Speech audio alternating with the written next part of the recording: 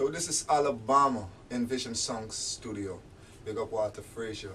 Right now it's Let's Talk Music with Vizion Sounds, Alabama, live. Big up yourself.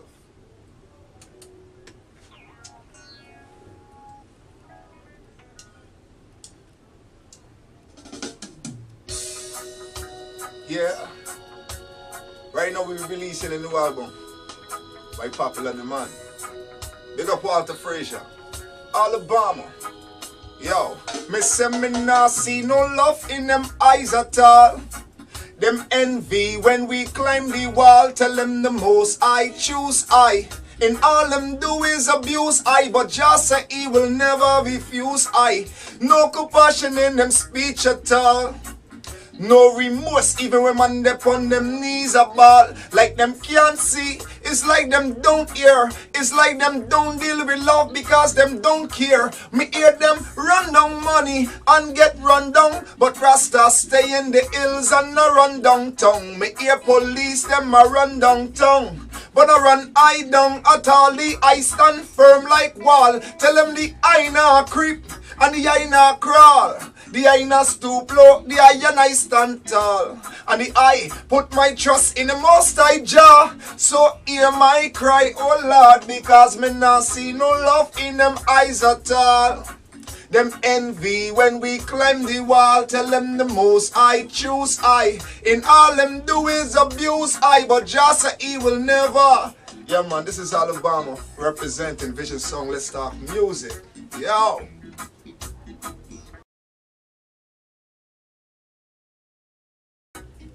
Alright guys, welcome to another episode of Let's Talk Music at Vizion Sounds Studio. Today we are privileged to have with us Alabama. We're gonna get to know more about Alabama. For those of you who don't know this artist, you'll get to know all about him. You'll get to know what he would have done before, what he's currently doing, and what we should expect from him in the future. So welcome to Let's Talk Music, Alabama. Charles! Yes, pleasure to be here. Pleasure, always a pleasure. Well, I know you, she knows you because we're here. Yes. And but I know there's some, especially the young ones, who don't already know who Alabama is. Yes. So tell them who this great artist is. Well, I don't even know if great is a word to describe me, but I am a consistent artist. So those of you who don't know me out there, I've been in the industry, in the Guyanese music industry for the last several years. Since 2006 really, I bust with my first song, Them Don't Care. When the song bust, it was widely received on the radio and the public of Guyana, so I became a household name. And the name Alabama just sticked. So when they say, well, when the song came out, everybody would say, well, they love the style of music for me, they love how the music was mixed, they love the song, and the song something that's original that could compete with the world. So I just give thanks and praise for that first bust, you know, because of that bust, I'm still in existence up to today, because up to today, that music still play like a brand new song. So for those of you who don't know, Alabama is just regular artists, different styles, different genre. I like to push my mind, push myself, and try to reach a new level of what I want for myself, because I don't want to get bored with my talent and myself as a musician, you know, because for the time I get bored, I'm done with it. Yes, so Alabama is just a hard-working Rasta man musically. I'm a married man. I have a wife for the last 13 years. I have one daughter, 15 years old. So I give thanks and praise that my life has been a smooth succession since I've been boss as an artist, you know? Okay, so backtrack there. I heard you say after your song verse, Alabama, the name stuck with you. Yes. So Alabama is not your name. No, my name is Clifford Charles. It's just that my middle name is Alex. So when people see Clifford A. Charles, they naturally assume the A stands for Alabama. So I just changed the Facebook profile to Clifford Alabama Charles and just made it one. Okay. You know? So the name Alabama left on you since then. Yes. All right. So what type of music do you produce? I produce all genres of music. I don't really want to consider myself an artist with one genre. I love all style of music, jazz, soca, I love reggae, I love dancehall music, I love classical music. Because classical music is the type of music that I learn music from, really, because I learn music practical in theory. I learn music by reading books. I learn music by taking music lessons in foreign, learning to play the keyboard, learning to play the guitar a little bit, and that really stuck with me to this day. So when I go to create, it got to be something different. I don't want to create something that's out there already, and to do that you got to think out of the box. So sometimes when I do a reggae song, I don't want to do it like a reggae song that normally out there that you're accustomed to. If I do a dancehall, it mustn't be the same lyrics that you hear. And if I do a soca, it got to be a different style, a different message, a different attitude, a different feel. So any genre that I sing, I just want to be so expressive in that genre that it stands out. But naturally for myself as a Rasta man, I love culture music and dancehall music because it gives me a chance to express myself more better, and it gives me a chance to be more grounded in bass, because without culture, my life doesn't make sense. You understand? Okay.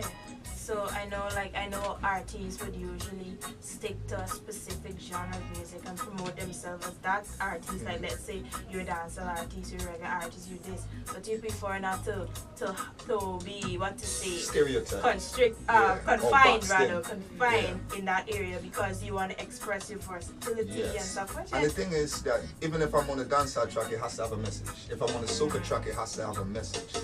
Whereas I'm installing the culture inside of each genre and every genre. I'm not just trying to sing a dancehall song to make you just whine and jump up in the air and go pow, pow, pow. I'd rather give you something that the youth can listen to, like, it's real in the streets, yeah. It's real in the streets. Everybody said I'm feeling the heat. It's real on every block as the place is getting hot, and every day you hear a body get dropped. Because when I sing dancehall, it has to have some positive, because I represent for the youths. And if I can't give them a good message, I wouldn't put out a song. And that's straightforward and straight black. So if you're looking for any slapdish from me right now, you wouldn't see it.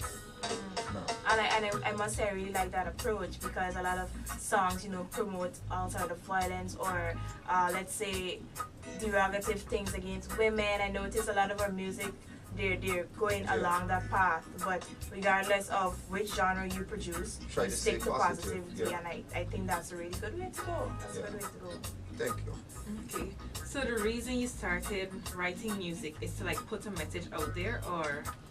Well, from young, I always know that I was blessed, and I have a message. I'm very intelligent. I have a good education. I have a verbose vocabulary because I love to read.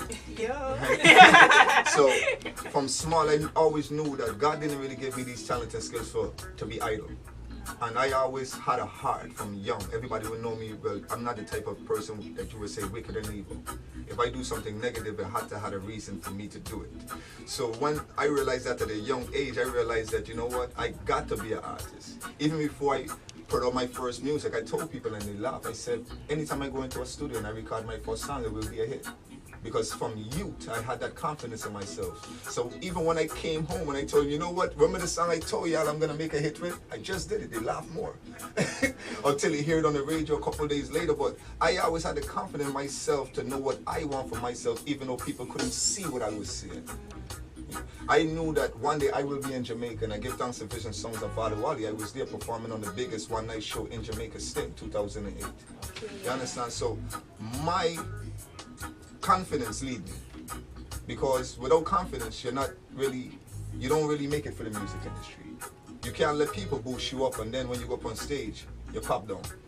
So it's best that you boost yourself, and when people see it, they respect what they see, and that's all I try to do as an artist, Okay, so let's go in some throwback conversations now. Take us back to things that you would have done before. I heard you mention there that you performed at Sting. Yes.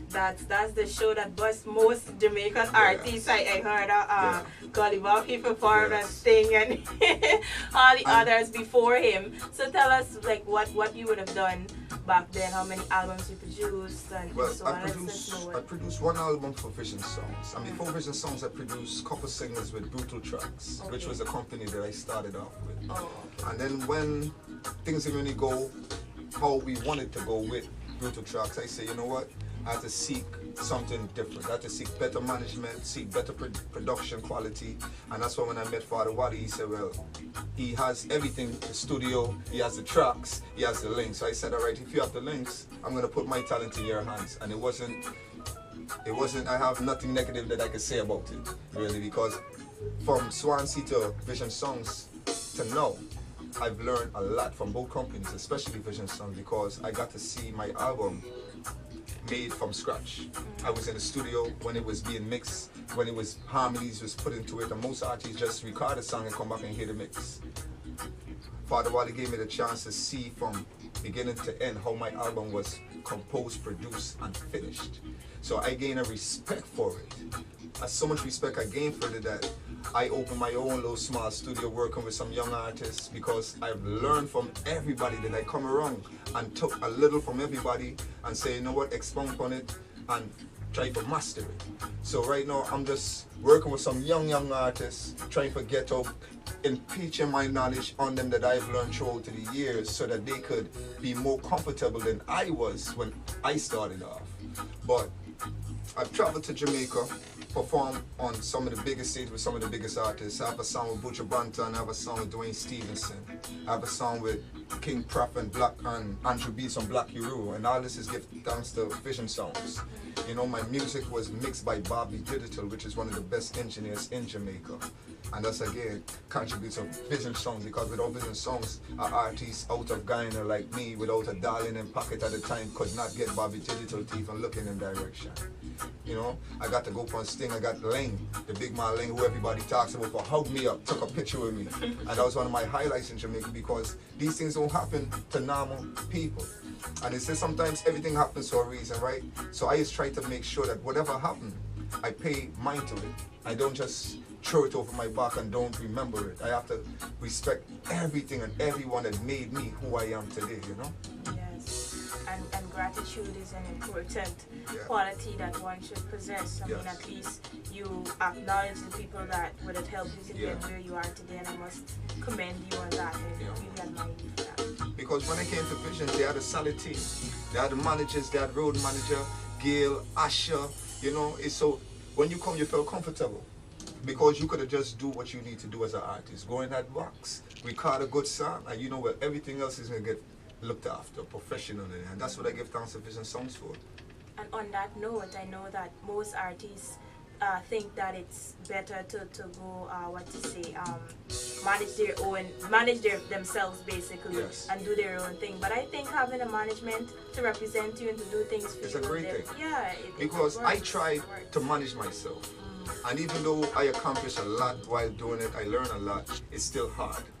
It's very hard, because you have to do a job of 10 people, and doing a job of 10 people and then being the artist is very stressful.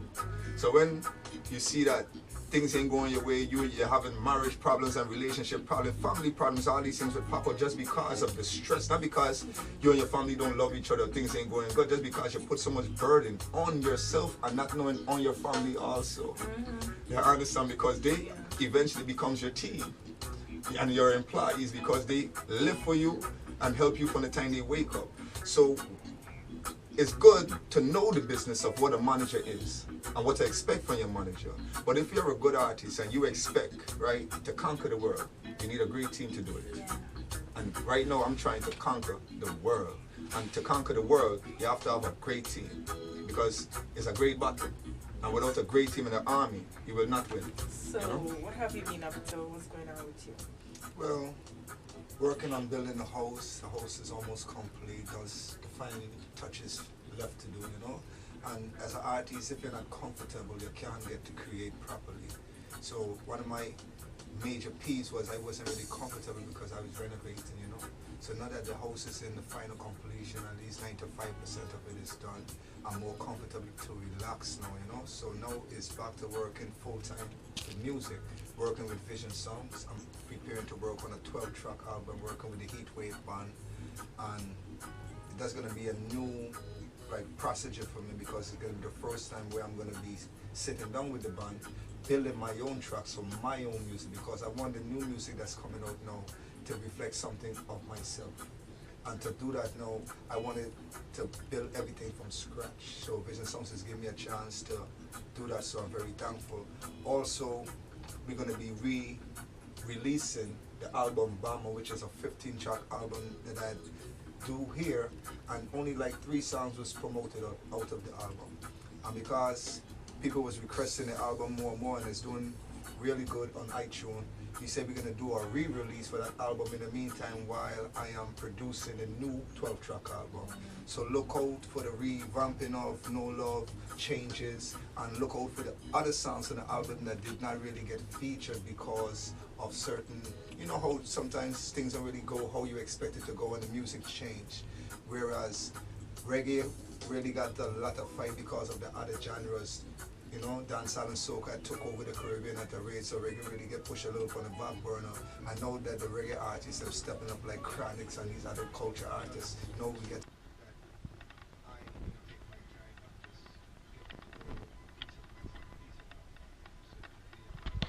culture music, a lot of love music, a lot of music with inspiration, with feelings, with a message, you know.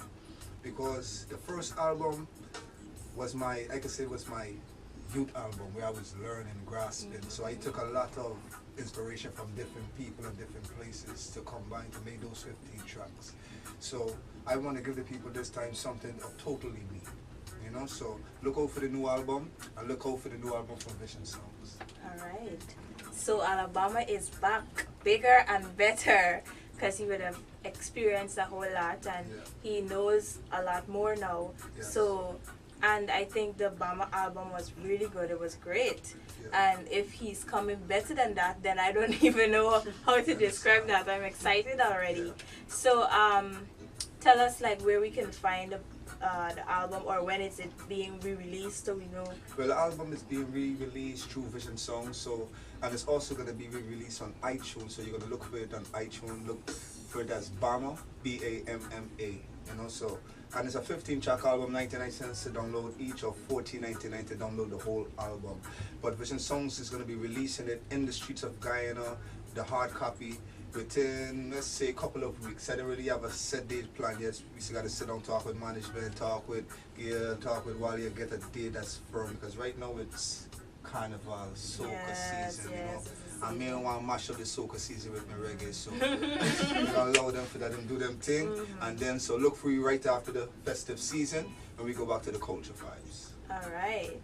So, given that you would have had experience in this industry for so long, what advice would you give to young artists who are now coming up, who are probably not aware? Because I've been engaged in conversations with young artists before, still do, and a lot of them are, you know, not quite aware of the business, I should say, or what they should do, what they shouldn't do, and how to progress more or less. So given that you've been in it since 2006, you said, and you've released albums and stuff before, just give them a bit. What advice would you give to them?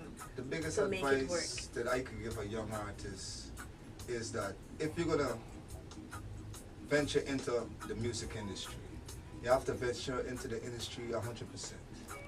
And I've seen a lot of people and artists spend more time on their phone chatting, dealing with things that don't make no sense about their career, but they don't spend as much time with their career on their phone, at least. So when you come into the business of music, you got to understand that it's a serious business and you're just one of millions trying to get your name out there, get your voice out there.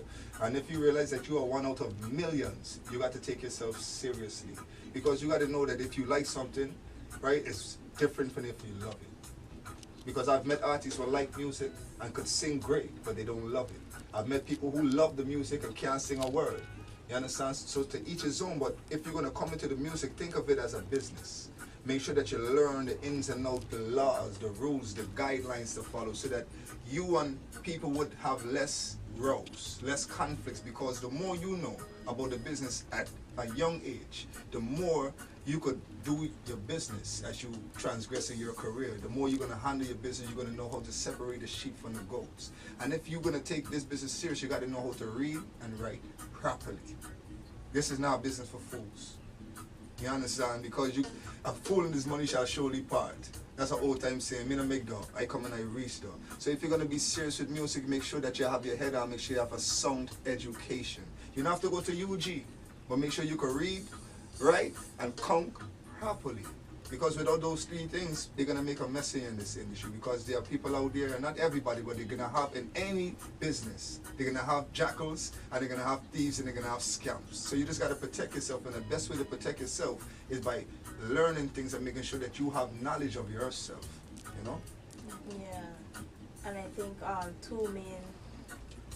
two main attributes they should possess is patience and consistency, as you would have said earlier, because a lot of them, they have this mentality that, you know, they can bust as soon as they drop a song. I mean, in any industry, not just the music industry, everything takes time. Yeah. I mean, Alkaline said it, take a little time. I used to feel bad because when I bust with my first tune, a lot of people thought they could do the same. And when they didn't, they look like they blame me for some reason or the other, but what happens to one don't happen to all. You understand? But I used to feel it because you know what it is to, you idolize someone and you want to be like them, but then you realize you can't do it. So, but the thing is, at the time, and still no, we have a lot of young artists coming up. But we need artists that's going to mentor artists at this stage to build an industry. We can't just lose a young artist to himself and say, because you had it hard, you got to try there and work hard like me. No, the established artists in these times got to see talent, and when they see talent, recognize and respect it, and pull those youths in and teach them, guide them. You understand? Because without that, it's going to be even harder for them. Yes, definitely. This was a nice chat. I really enjoyed this. I really did. Yeah. It was nice. And I think he has a lot to offer to this industry, and I'm really glad that he's back again and he's coming even harder than he was before. So look out for Clifford Alabama Charles. He will be releasing a new album, but in the meantime he will be re-releasing one that's already out. So listen out for him. Sell yourself. Give all the details. Follow you where? Let them follow know. me on YouTube, Instagram, everywhere as Clifford Alabama Charles. Look for the name, and remember, when you see me, you see Bomb Squad, because that's the rep and that's the team, you know. So it's Bomb Squad and Vizion Sounds linked up. Yeah, man. If you want to go up on YouTube, on the YouTube channel, it's the baddest GT artist with no space. Yeah, so look for me. All right. So thank you for watching Let's Talk Music. See you guys next Sunday.